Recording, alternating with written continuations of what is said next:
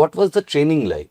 এয়ারফোর্সে আমাদের ট্রেনিংটা মূলত টেকনিক্যাল ট্রেনিং, অ্যারোনটিক্যাল ইঞ্জিনিয়ারিং, তার সঙ্গে আমার স্পেশালাইজেশন ছিল ইলেকট্রিক্যালে। সেগুলোর ট্রেনিং আমরা এয়ারফোর্সের যে ট্রেনিং একাডেমি সেখানে পেয়েছি। তারপরে আমরা যে যে সিস্টেমে কাজ করি, যে যে এয়ারক্রাফটে কাজ করি, আচ্ছা, এই যে খুব সহজে বলে দিলে বেসিক মিলিটারি ট্রেনিং, এটা তো খুব সহজ নয়, মানে সবচেয়ে কঠিন। হ্যাঁ, সবচেয়ে কঠিন। হ্যাঁ, সেটা করবার সময় মনে হয়নি যে এ আর পারছি না, মানে আমাদের দৌড় হচ্ছে প্রহার সিনেমা অবধি। ওটা হচ্ছে বেসিক মিলিটারি ট্রেনিং এর পরের স্টেজ। হ্যাঁ।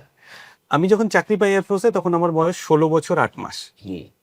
বয়স খুব কম, কিন্তু শরীরে এনার্জি প্রচুর। ওই ট্রেনিংটা হচ্ছে ওই এনার্জিটাকে চ্যানেলাইজ করার ট্রেনিং। কষ্টটাকে কোনোদিন কষ্ট মনে হতো না, ওইটাই আমরা এনজয় করতাম। যখন করেছি তখন হয়তো মনে হচ্ছে উফ বাপরে, পর মুহূর্তে হেসেছি ওটা নিয়ে।